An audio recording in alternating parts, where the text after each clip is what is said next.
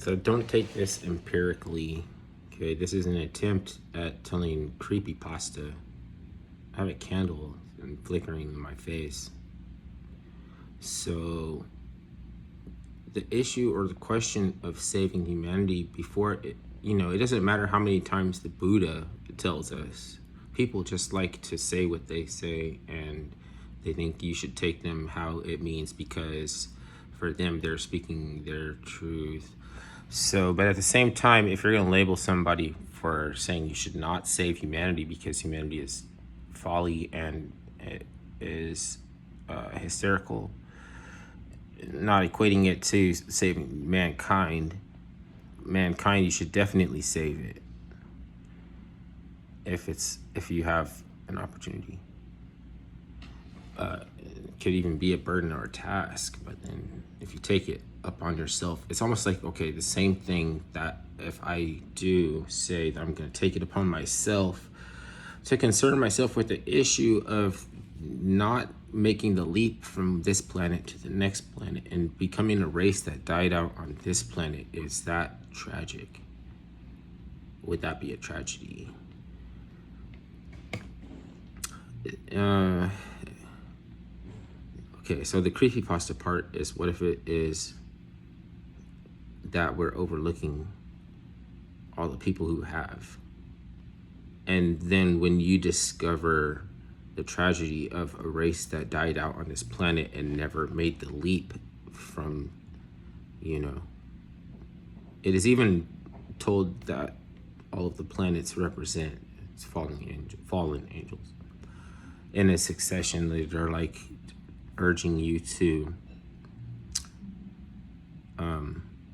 project your consciousness out. You have to take off the burdens and the weight and of the temptation from the snake. The scales of the snake have to evolve and become like feathers so then you can fly. That's like Quetzalcoatl type of thing, right? Or yeah.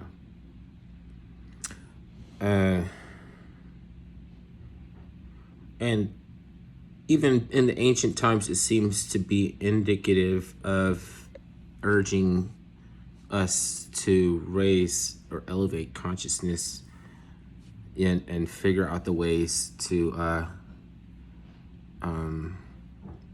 project consciousness instead of doing the masonry thing. It's just like you elevate man to the level of God, which is not, if one thing doesn't work out and you jump over to another methodology, why does that methodology have to be even worse as far as not getting anywhere? Then you just get a street named after you or a statue. The other way seems to be out of this mind, like, what are you even talking about? Because we're so much like, ooh, like, look at that building. Like, isn't it so neat how they put a little office space up in there? Look how they did that with the building. And I like how they fucking get out of here with all that shit. Shut the fuck up.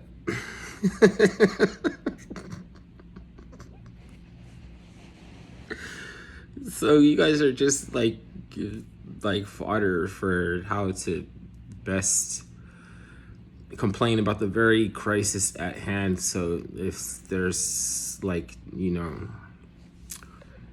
sowing discord and being divisive and incitement and all this kind of shit, then you're gonna be like the one with the banner and fucking how to do it in a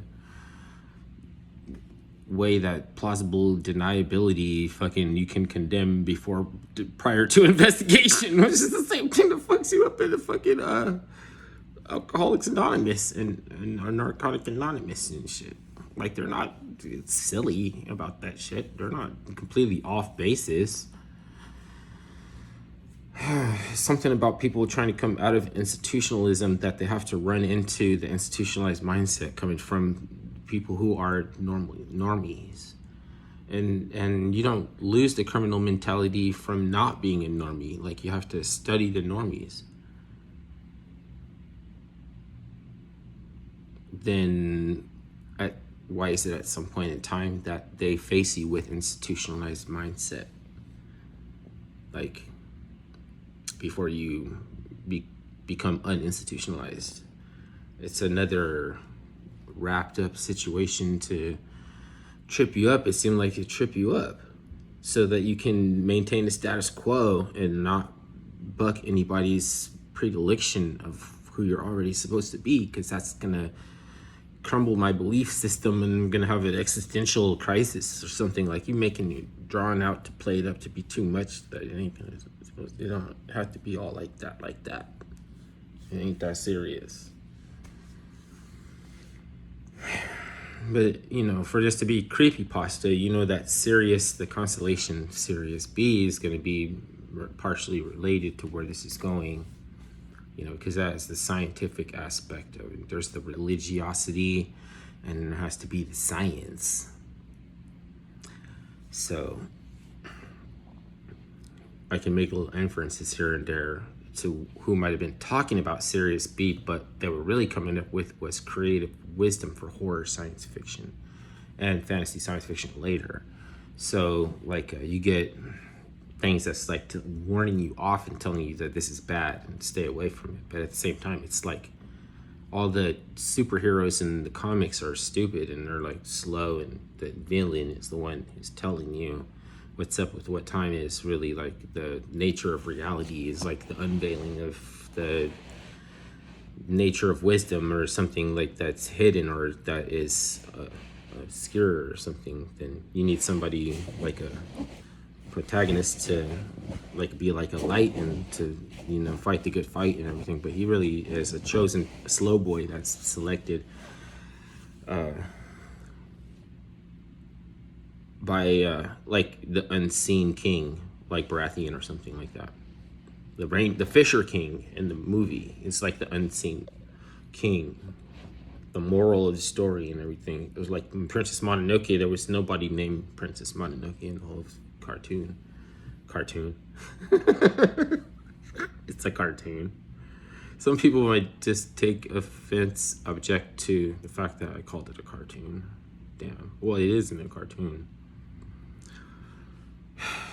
I'm saying there's no like live action, and there's no like reality isn't called live action or anything. But you know, if humanity wants to decide that reality is live action as opposed to a cartoon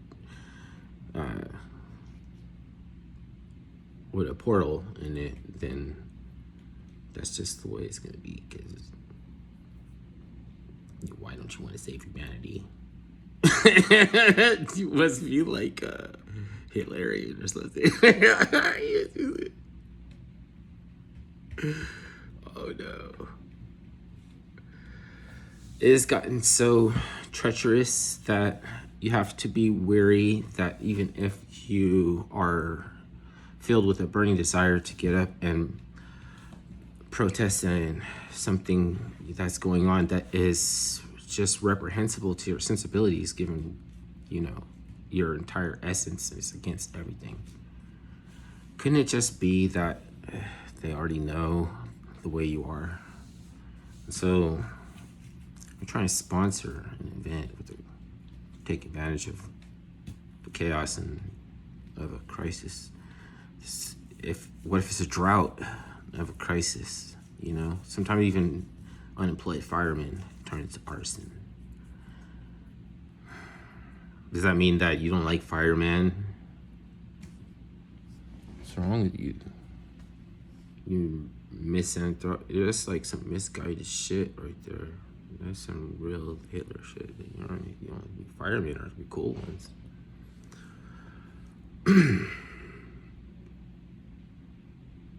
What about the poor grief guidance counselors that they got to send out there to confront all this mayhem? They're going to become specimens of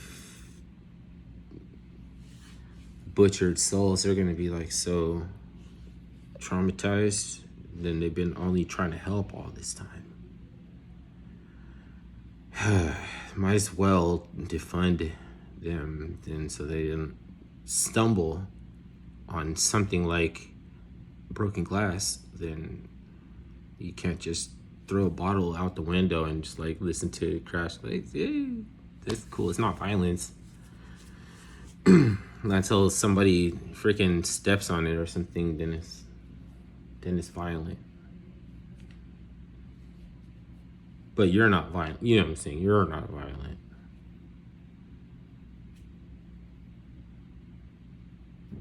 If it's in the, you know, saying like somebody puts a picnic blanket over it, doesn't see it or something like that. I mean, it's not a really fun date or something. It's just like, that's out of sight, out of mind shit. So the out of sight, out of mind shit is the reason for the last vestigial holdout of people that seemingly don't have a problem with being the thought police, becoming thought police. This all seems like a great idea and something we need.